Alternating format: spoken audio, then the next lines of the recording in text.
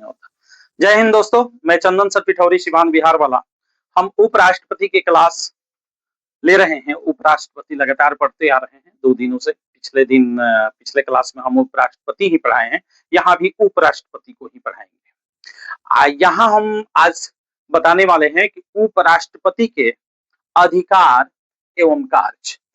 उपराष्ट्रपति के अधिकार एवं कार्य से बहुत सारे प्रश्न परीक्षा में रहा करते हैं, इसलिए आज हम पढ़ेंगे उपराष्ट्रपति के अधिकार एवं कार्य।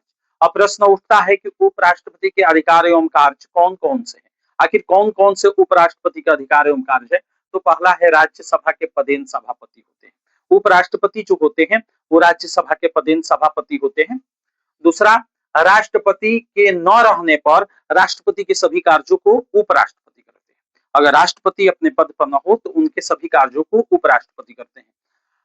तीसरा है सूचना देने का अधिकार, जिसको नीचे हम देखेंगे कब सूचना देते हैं। अगर राष्ट्रपति अपना त्याग पत्र उपराष्ट्रपति को देते हैं ना, तो उपराष्ट्रपति लोकसभा अध्यक्ष को उसकी सूचना देते हैं।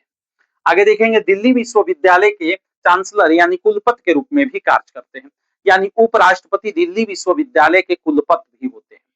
कुलपति के पदेन कुलपति होते हैं, कह सकते हैं कि राष्ट्रपति उपराष्ट्रपति जो है दिल्ली विश्वविद्यालय के पदेन कुलपति यानी चांसलर होते हैं अपने पद से।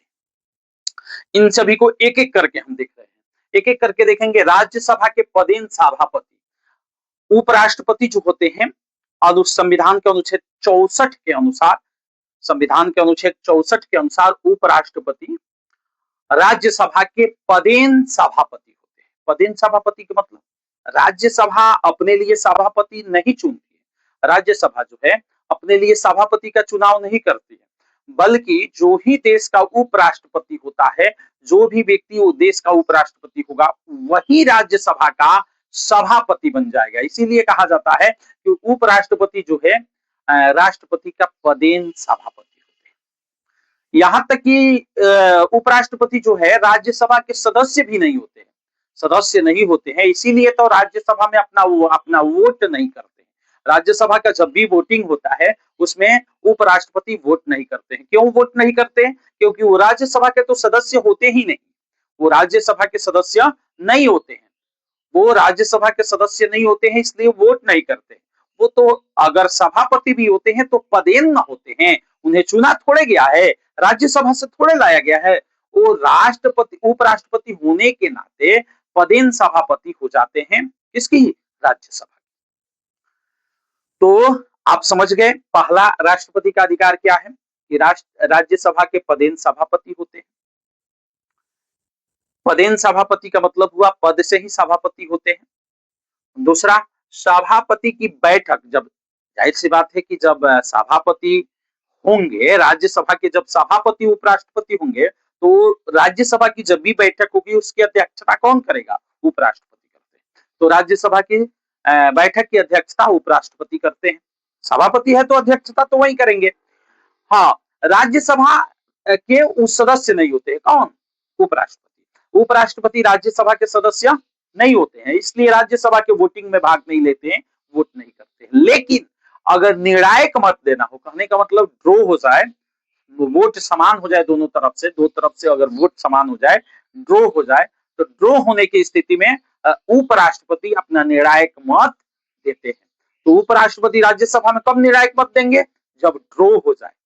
जब ड्रॉ हो जाएगा तब उपराष्ट्रपति राज्यसभा में मतदान करेंगे। अगर ड्रॉ नहीं होता है तो उपराष्ट्रपति राज्यसभा में मतदान नहीं करेंगे। तो इसमें ये जो अधिकार है राज्यसभा के पदेन सभापति होने का, अनुच्छेद 64, इसमें मूल रूप से ये याद रखिएगा कि पदेन सभापति होते हैं। अब पदेन सभापति होने के कारण ये राज्यसभा के बैठक की अध्यक्षता करते हैं और सदस्य नहीं होते हैं, इसलिए वोटिंग नहीं करते हैं। लेकिन जब ड्रॉ हो जाता है, जब समान वोट होता है, तो उस परिस्थिति में उपराष्ट्रपति जो है निर्णायक मत करते हैं, निर्णायक मत देते हैं।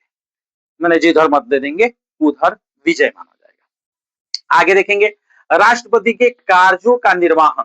आखिर राष्ट्रपति के कार्यों का निर्वहन कब करते हैं? जब राष्ट्रपति का पद खाली हो जाता है।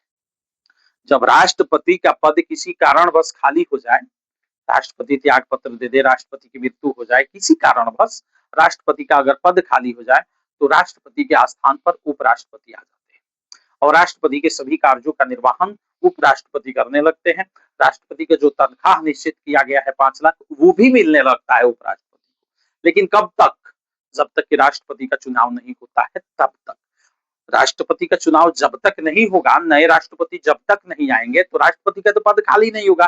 क्योंकि आप पढ़े हैं राष्ट्रपति के अंतर्गत कि there shall be a president of India. तो राष्ट्रपति का पद कभी खाली नहीं छोड़ा जा सकता है। यहाँ भी कल हम पढ़ाए थे देयर शैल बी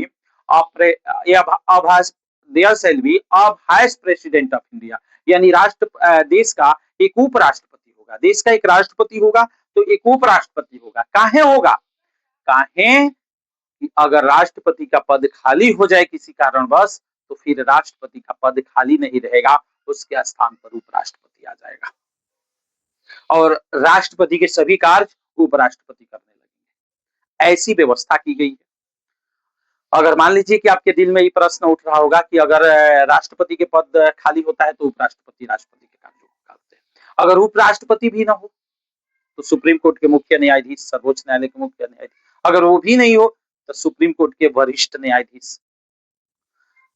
तो राष्ट्रपति के कार्यों का निर्वहन उपराष्ट्रपति कब करते हैं? आपको याद हो गया, जब तक राष्ट्रपति का पद खाली रहता है, किसी कारणवश खाली हो, जब तक खाली रहेगा तब तक उपराष्ट्रपति राष्ट्रपति के कार्यों का निर्वहन करेंगे। आगे है कि सूचना देने का अधिकार। राष्ट्रपति को, उपराष्ट्रपति को सूचना देने का अधिकार है। एक और बात जान लीजिए कि जब भी राष्ट्रपति को अपना त्याग पत्र देना होता है तो किसे देते हैं? अगर राष्ट्रपति को त्याग पत्र देना हो तो किसे देंगे? उपराष्ट्रपति को देंगे। अगर उपराष्ट्रपति को त्याग पत्र देना हो तो राष्ट्रपति को देंगे। तो राष्ट्रपति जब उपराष्ट्रपति को अपना त्याग पत्र देते हैं तो उपराष्ट्रपति इसकी तत्काल सूचना लोकसभा अध्यक्ष तक पहुंचाते हैं। आपको मालूम है कि राष्ट्रपति उपराष्ट्रपति को अपना त्याग पत्र देते हैं। जब भी राष्ट्रपति उपराष्ट्रपति को अपना त्याग पत्र दे दे तो इसकी तत्काल सूचना लोकसभा अध्यक्ष को देनी पड़ती है। कौन देते हैं?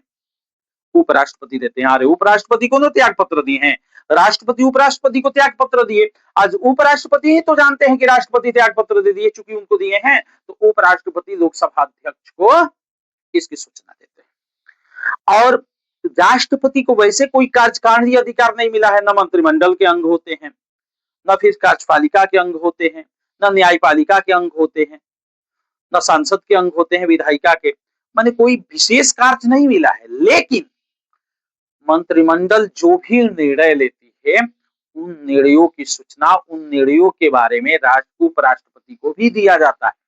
यानी मंत्रिमंडल जो भी निर्णय लेगी, जो भी माने डिसीजन लेगी, उसकी सूचना उपराष्ट्रपति को दी जाएगी। ये उपराष्ट्रपति के क्लास लगभग समाप्ति के कगार है। थोड़ा सा स्मरणीय तथ्य पढ़ लेंगे, उसके बाद उपराष्ट्रपति खत्म हो जाएगा। उसके बाद हम प्रधानमंत्री को पढ़ाएंगे। सो आपके लिए रोचक होगा। आप हमेशा हमारे साथ बने रहें। आपसे काइंडली रिक्वेस्ट है कि यदि फेसबुक पर देख रहे हैं तो फॉलो करें, यूट्यूब पर देख रहे हैं तो सब्सक्राइब करें, क्लास को शेयर करें दोस्तों के पास, जहां भी शेयर कर सकते हैं शेयर करें। अगर अच्छा लग रहा है तो लाइक करें।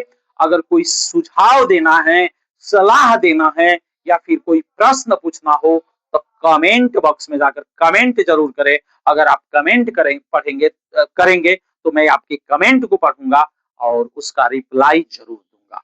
धन्यवाद। इसका स्क्रीनशॉट